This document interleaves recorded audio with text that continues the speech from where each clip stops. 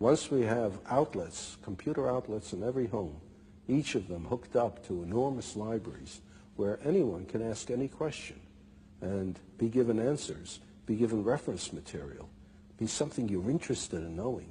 From an early age, however silly it might seem to someone else, that's what you're interested in. And you ask, and you can find out, and you can follow it up. And you can do it in your own home, at your own speed, in your own direction, in your own time. Then everyone will enjoy learning. Nowadays, what people call learning is forced on you, and everyone is forced to learn the same thing on the same day at the same speed in class. And everyone is different. For some it goes too fast, for some too slow, for some in the wrong direction. But give them a chance, in addition to school, I don't say we abolish school, but in addition to school, to follow up their own bent from the start. Well, I love the vision, but what about the argument that machines, computers, dehumanize learning? Well, as a matter of fact, it's just the reverse. It seems to me that it's through this machine that for the first time we'll be able to have a one-to-one relationship between information source and information consumer, so to speak.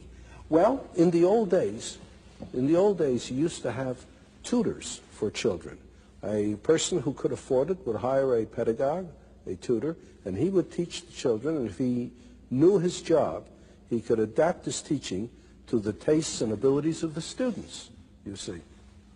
But how many people could afford to hire a pedagogue? Most children went uneducated. Then we reached the point where it's absolutely necessary to educate everybody. But the only way we could do it is to have one teacher for a great many of students, and in order to organize the situation properly, we gave them a curriculum to teach from. So how many teachers are good at this, too? Like in everything else, the number of teachers is far greater than the number of good teachers. So we either have a one-to-one relationship for the very few or a one-to-many relationship for the many. Now, there's a possibility of a one-to-one relationship for the many. Everyone can have a teacher in the form of access to the gathered knowledge of the human species. Through the libraries that are connected to the computer. That's right. On my desk in my home. Right. I can sit there and call up, well, what if I want to learn only about baseball? Well, that's all right. You learn all you want about baseball, because the more you learn about baseball, the more you might grow interested in mathematics and try to figure out what they mean by those earned run averages and the batting averages and so on. You might, in the end, become more interested in math than baseball if you follow your own bent and you're not told.